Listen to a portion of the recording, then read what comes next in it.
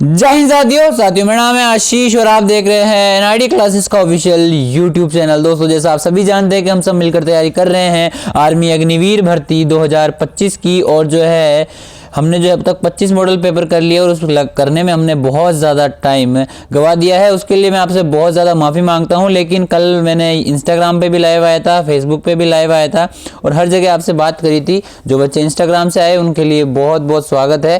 अभी तक हमने 25 मॉडल पेपर कर लिए। जिसने अभी तक नहीं देखा आप जाकर के देख सकते हो। अब रेगुलर क्लासेस आपकी होने वाली है।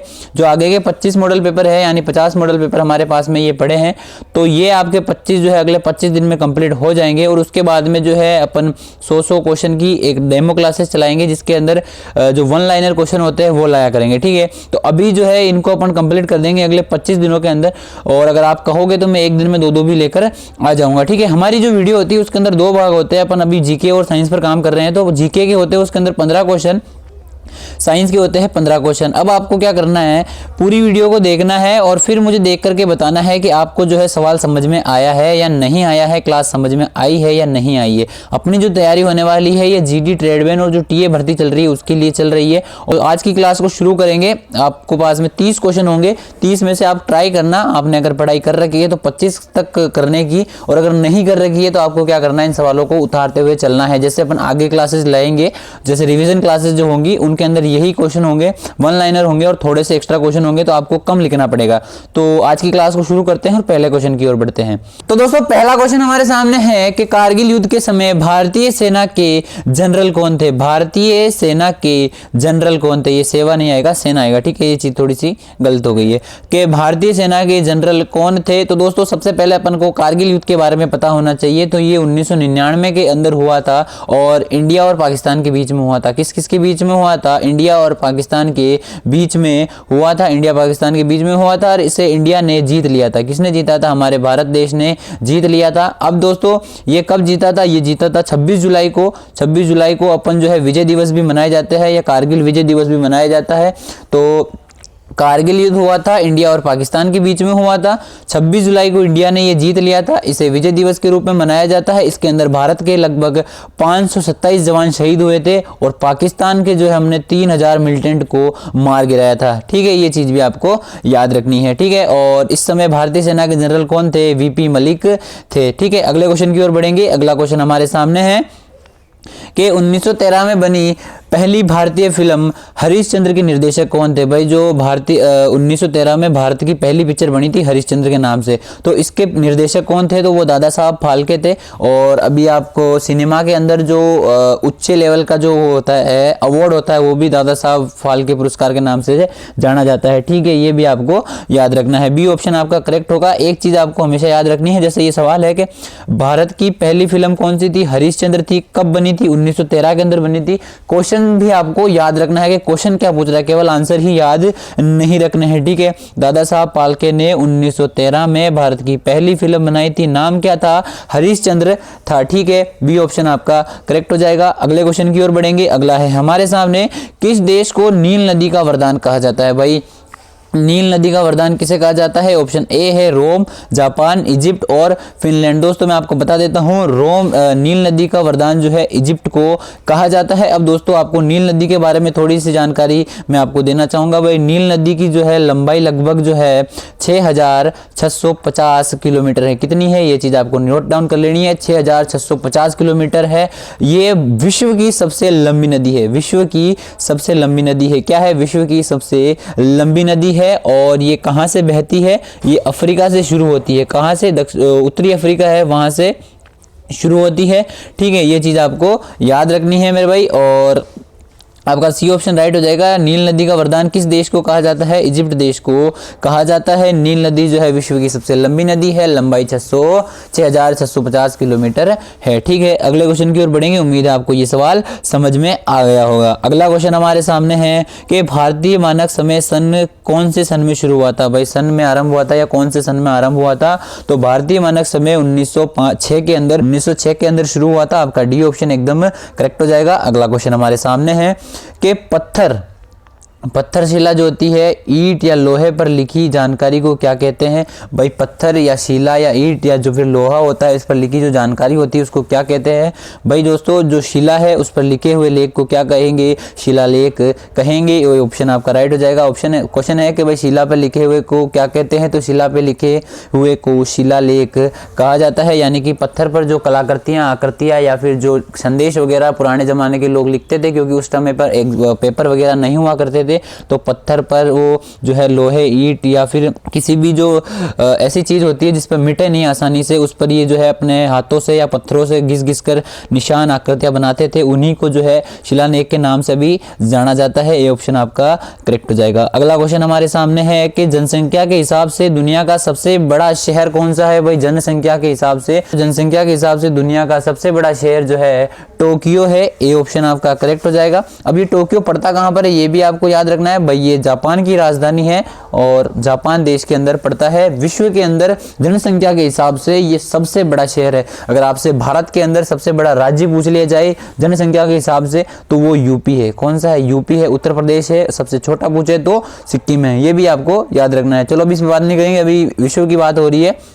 तो टोक्यो जो है सबसे बड़ा शहर है जनसंख्या के हिसाब से। किसके हिसाब से? जनसंख्या के हिसाब से। ठीक है, अगले क्वेश्चन की ओर बढ़ेंगे। अगला है हमारे सामने कि गौतम बुद्ध ने अपना पहला धर्मोपदेश कहाँ दिया था? भाई गौतम बुद्ध ने अपना पहला धर्मोपदेश जो है सारनाथ के अंदर दिया था। अब सारनाथ कहाँ पड़ता है भाई? तो ये यूपी के अंदर पड़ता है। कहाँ पड़ता है? यूपी, उत्तर प्रदेश के अंदर पड़ता है। यूपी की राजधानी क्या है? लखनऊ है। क्या है? लखनऊ है। ये भी आपको याद रखना है। सी ऑप्शन आपका करेक्ट होगा। सारनाथ के अंदर गौतम बुद्ध ने अपना पहला धर्मोपदेश दिया था।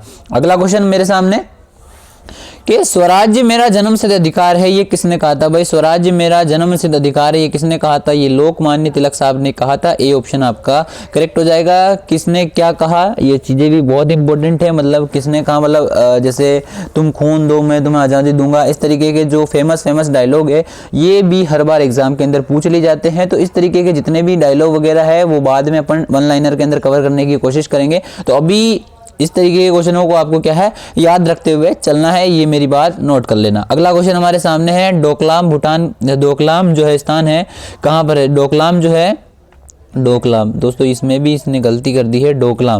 डोकलाम कहाँ पर स्थित है? तो भाई डोकलाम जो है भूटान के अंदर है। भूटान के अंदर भी अभी तक इसे लिया नहीं गया है। बाकी अगर आपसे सवाल पूछ लिया जाए तो आपको ए ऑप्शन ही राइट करके आना है। बाकी जो है ये भूटान, भारत और चीन तीनों के अंदर विवादित क्षेत्र है। भूटान बोलता है कि ये मेरा है, चीन बोलता है कि मेरा है, और भारत जो है भूटान का साथ दे रहा है। तो अपन क्या करेंगे? भूटान को ही सही देंगे। ठीक है, और अगर आपसे कोई पूछ भी ले तो इसे अभी भूटान का क्षेत्र ही बताना है, तो आपका ए ऑप्शन राइट हो जाएगा। ठीक है, अभी तक कोई भी फैसला नहीं है कि ये चीन के पास गया है। अभी तक जो है भूटान के पास ही ये अंडर कवर में है। ठीक है, तो डोकलाम कहाँ का स्थान माना गया है? भूटान के अंदर है। और अगर भारत से इसकी स्थिति देखी जाए तो भारत से जो सिक्किम का राज्य है, यहाँ पर जो मैप है यहाँ पर सिक्किम राज्य होता है। सिक्किम राज्य के जस्ट टच करके ही डोकलाम स्थान पाया गया है। तो भारत इतना लड़ाई करता नहीं है, तो भूटान और चीन के बीच में ये विवादित क्षेत्र माना गया है। तो अभी अगर आपको पूछ लिया जाए तो भूटान आपको राइट करना है।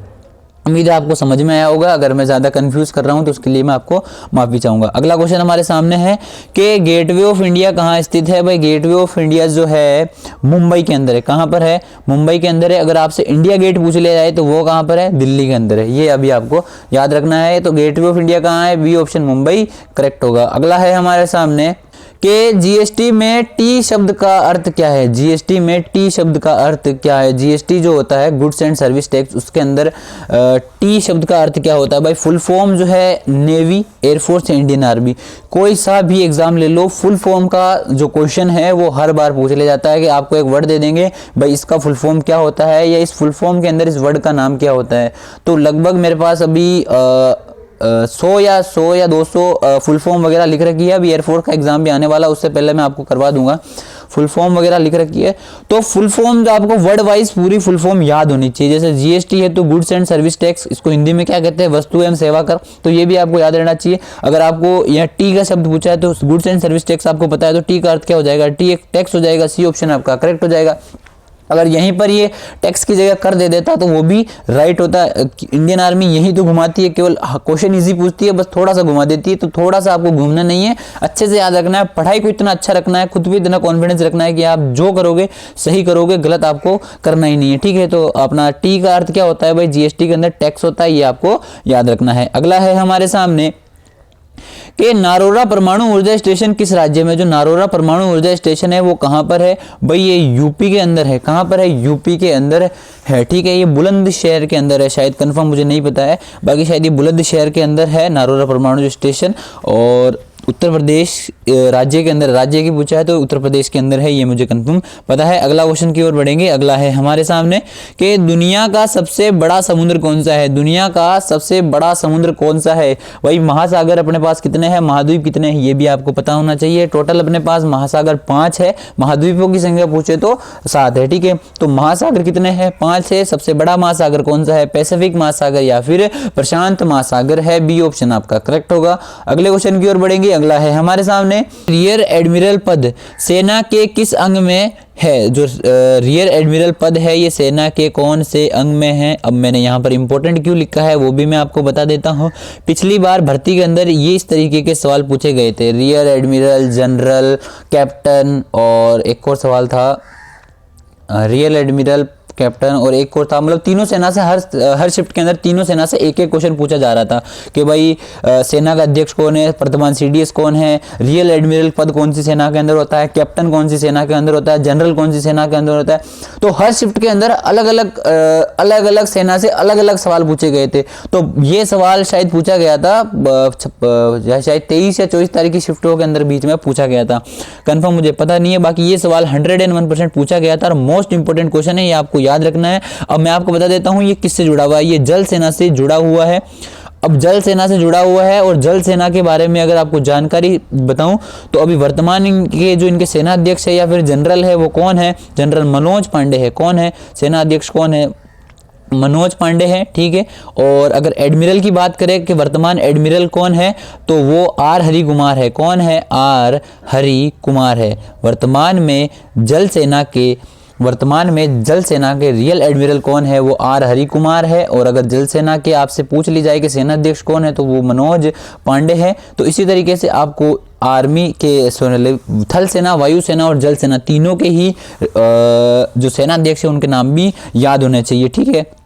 तो आपका डी ऑप्शन राइट हो जाएगा। रियल एडमिरल शब्द जो है किससे जुड़ा हुआ है भाई, रियल एडमिरल शब्द जो है किससे जुड़ा हुआ है, जल सेना से जुड़ा हुआ है। अगले क्वेश्चन की ओर बढ़ेंगे भाई। अगला क्वेश्चन है आपके सामने कि मीनाक्षी मंदिर कहाँ पर स्थित है। भाई जो मीनाक्षी मंदिर है वो कहाँ पर स्थित है, तो ये मदुरई के अंदर है। मदुरई कहाँ पड़ता है, तमिलनाडु में पड़ता है। तमिलनाडु की राजधानी क्या है, चेन्नई है। तो ये भी आपको याद रखना है, इंपॉर्टेंट क्वेश्चन है मेरे भाई। ये जब अपने एग्जाम की सब चालू हुए थे 21 अप्रैल की फर्स्ट सेकेंड शिफ्ट के अंदर में ही ये पूछ लिया गया था। बहुत इंपॉर्टेंट क्वेश्चन है, मंदिरों से रिलेटेड, लोक नृत्य, लोकगीत, ये मंदिरों वाले क्वेश्चन और ये अभी सेना वाले क्वेश्चन पिछली बार हर शिफ्ट के अंदर अलग अलग उठा के पूछे थे।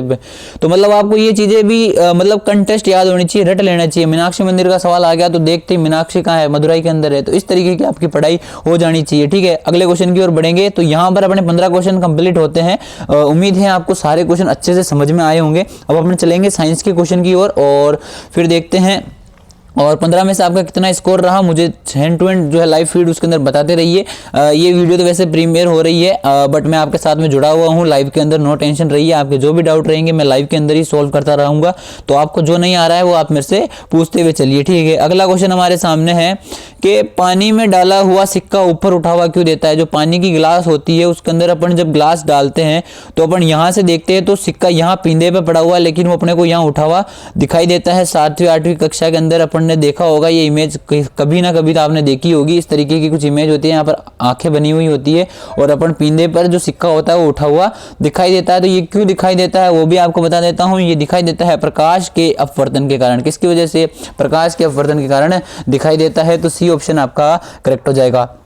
अगला क्वेश्चन हमारे सामने कि निम्न में से बायोगैस के मुख्य घटक है। जो निम्न बायोगैस होती है उसका मुख्य घटक कौन सा है भाई, है मीथेन होती है, उसके अंदर कार्बन डाइऑक्साइड होती है, ठीक है। मीथेन और कार्बन डाइऑक्साइड होती है। तो आपका जो है ए ऑप्शन एकदम राइट हो जाएगा, ठीक है। मीथेन और कार्बन डाइऑक्साइड होती है और ये दोनों मिलकर क्या बनाती है, बायोगैस बनाती है, जो कि आग लगाने के काम में आती है। मीथेन और बायोगैस गोबर गैस भी कहा जा सकता है, ठीक है। अगला क्वेश्चन हमारे सामने है कि पहाड़ों पर चढ़ते समय वायु का दाब क्या हो जाता है, कम हो जाता है। क्या हो जाता है, कम हो जाता है। बी ऑप्शन आपका करेक्ट हो जाएगा। अगला है हमारे सामने किस धातु को जीवन रक्षक धातु कहा जाता है? भाई ऐसी कौन सी धातु है जिसे जीवन रक्षक धातु भी कहा जाता है? तो भाई ए यूरेनियम, रेडियम, पारा या फिर प्लेटिनियम। दोस्तों मैं आपको बता देता हूँ, रेडियम को जो है जीवन रक्षक धातु कहा जाता है। ये क्यों कहा जाता है? इसका उपयोग जो है कैंसर के उपचार में, किसके? कैंसर जो होता है, कैंसर रोग होता है, उसके उपचार में किया जाता है। किसका किया जाता है? कैंसर के उपचार में रेडियम धातु का उपयोग किया जाता है, इसलिए इसे क्या कहा जाता है? जीवन रक्षक धातु भी कहा जाता है। ए बी ऑप्शन आपका राइट हो जाएगा। इंपॉर्टेंट क्वेश्चन है, याद कर लेना, ठीक है। अगला है हमारे सामने कि 1 मोल में कितने कण होते हैं? 1 मोल में कितने कण होते हैं? 1 mole is equals to 6.023 into 10 की पावर 23। ए ऑप्शन आपका करेक्ट हो जाएगा। अगले क्वेश्चन की ओर बढ़ेंगे। अगला है हमारे सामने कि प्रोटॉन का आवेश है। भाई जो प्रोटॉन होता है उसका आवेश क्या होता है? धनात्मक होता है। फिर बाद में इलेक्ट्रॉन का पूछे तो ऋणात्मक होता है। और उसके बाद में इलेक्ट्रॉन, प्रोटॉन और न्यूट्रॉन। न्यूट्रॉन कौन सा होता है? उदासीन होता है, ठीक है। तो आपसे पूछा है प्रोटॉन का आवेश क्या होता है? आवेश यानी चार्ज होता है, मतलब कि प्रोटॉन पर कौन सा चार्ज होता है? तो वो धनात्मक चार्ज होता है, प्लस का साइन होता है, ठीक है। अगले क्वेश्चन की ओर बढ़ेंगे। अगला है हमारे सामने कि एक एम्पिरिकल सूत्र है CH2, तो इसका यौगिक क्या होगा? मतलब जो CH2 होता है वो कौन सा यौगिक बनाता है? यानी एक बॉन्ड बना हुआ है, एम्पिरिकल बॉन्ड, उस पर CH2 का चार्ज लगा हुआ है, तो वो कौन सा यौगिक बनाएगा? तो भाई वो एल्केन का सूत्र होता है, या एल्केन का बॉन्ड बनाता है, या फिर यौगिक बनाता है। तो सी ऑप्शन आपका करेक्ट होगा। अगले क्वेश्चन की ओर बढ़ेंगे। अगला है हमारे सामने कि पौधों में पाए जाने वाले जाइलम निम्न में से किस कार्य के लिए जिम्मेदार होते हैं? भाई जो पौधों के अंदर जो जाइलम होता है वो क्या करता है? पानी का परिवहन करता है। मतलब एक पत्ती से दूसरी पत्ती, मतलब जो जड़ होती है, जड़ों से पानी को ऊपर की ओर ले जाता है। जितने भी क्या बोलते हैं उसे, हाँ, फोटोसिंथेसिस की जो प्रक्रिया होती है उसके अंदर खाना बनाने का जो कार्य होता है उसके अंदर जाइलम का बहुत ज़्यादा रोल होता है। मतलब जो पानी की जरूरत पड़ती है फोटोसिंथेसिस की प्रक्रिया में, तो जाइलम जो पेड़ों के अंदर होता है वो क्या करता है? जड़ों से पानी को खींचता है और ऊपर की ओर ले जाता है, पत्तियों को देता है, और उससे जो है वो खाना बनाने के अंदर मदद हो जाती है, और फिर खाना बनता है पेड़ों के लिए। और वो क्या करती है? फिर ऑक्सीजन छोड़ती है, कार्बन डाइऑक्साइड ग्रहण करती है। तो ठीक है, पानी के परिवहन में किसका काम होता है? जाइलम का काम होता है। छोटी सी बात थी, याद रख लेना, ठीक है।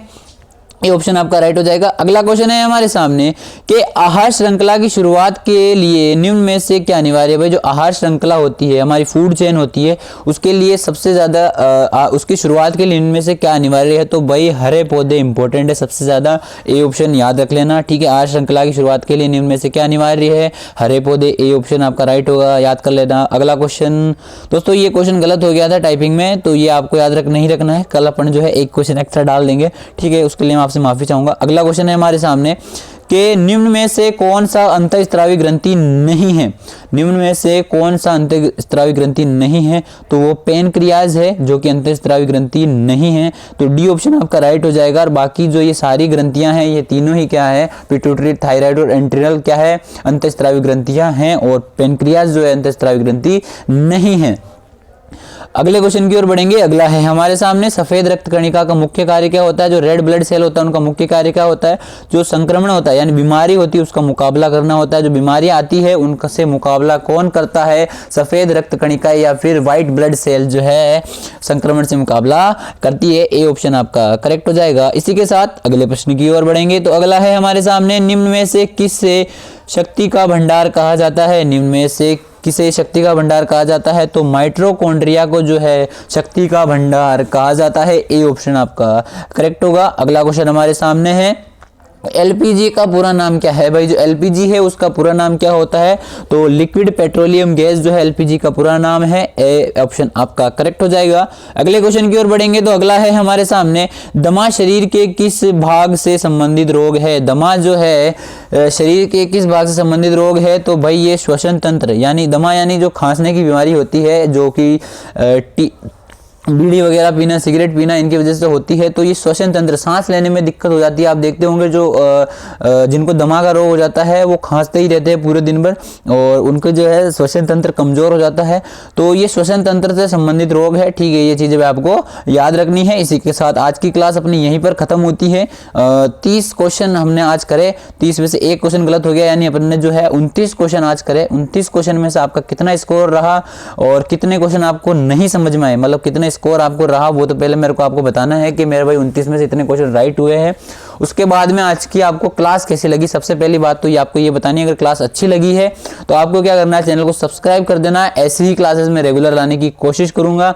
रोज 8 बजे अपनी क्लास होती है। अब जब तक भर्ती नहीं आती, जब तक एग्जाम नहीं आते, जीके और साइंस की जिम्मेदारी मेरी है। मैथ और रीजनिंग आपको अच्छे से करनी होगी दोस्तों। बाकी अगर आपको अच्छी लगी क्लास तो वीडियो को लाइक करना, चैनल पे नए हो चैनल को सब्सक्राइब कर देना। और मैं कोशिश करूंगा कि मैथ भी क्लास भी जो है मार्च या अप्रैल में स्टार्ट करवा दे, या फरवरी मार्च में जो भी होगा कोशिश करेंगे। नहीं हो पाती तो उसके लिए मैं आपसे माफ़ी चाहूँगा। तब तक के लिए जय हिंद, जय सिया राम। मिलेंगे कल 8 बजे,